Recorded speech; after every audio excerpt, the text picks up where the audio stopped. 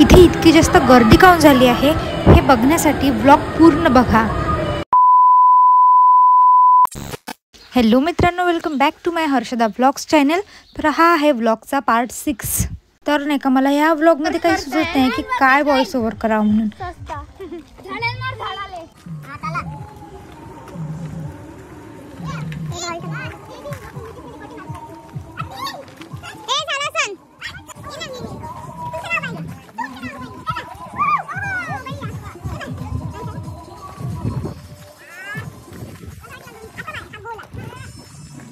तर आधीच्या ब्लॉगमध्ये तुम्ही बघितलंच होतं की नागपूरला आंदोलन चालू आहे आणि गाड्या जाऊ देत नाही आहे। सगळे ट्रक वगैरे सगळ्या गाड्या थांबूनच आहे एका जागेवर। आणि आता लोकांचं पेशन्स संपलं होतं आणि लोक गाड्या कुठूनही काढत होते आणि कसेही काढत होते।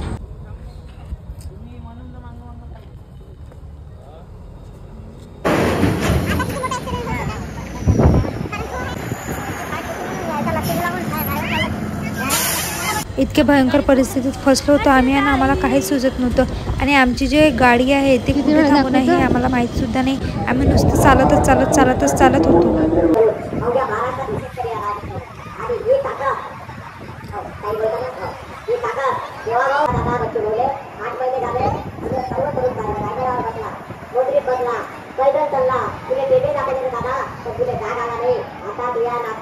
त्यानंतर फायनली आम्हाला आमची गाडी दिसली आणि थोड्या वेळ आम्ही हा मोर्चा बघत बसलो।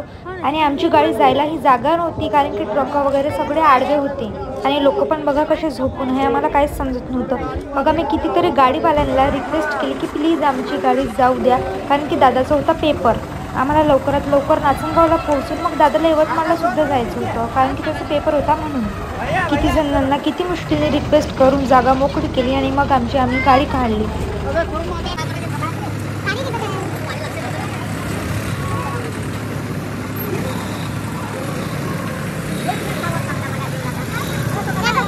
आणि मग फायनली गाडी निघाली। त्यानंतर आम्ही थोडा वेळ झोपलो। मग सगळ्यांना लागली होती भूक, तर त्यानंतर एका हॉटेलजवळ गाडी थांबवली आणि मग आम्ही सगळ्यांनी नाश्ता केला। मस्तपैकी समोसा खाल्ला आणि ज्यांना चहा प्यायचा होता त्याने चहा पिला आणि मस्तपैकी तिथला सोप खाऊन आम्ही सगळेजण निघालो।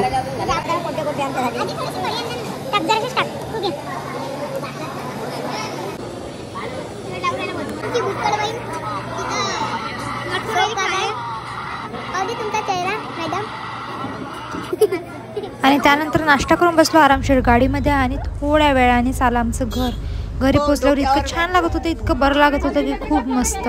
आणि हा दिवस नाही का आम्हाला नेहमीच आठवण राहणार आहे, कधीच विसरू नाही शकत आम्ही हा दिवस। आणि तुम्हाला ब्लॉग चांगला वाटला असेल तर चॅनेलला सबस्क्राईब करा। Bye bye.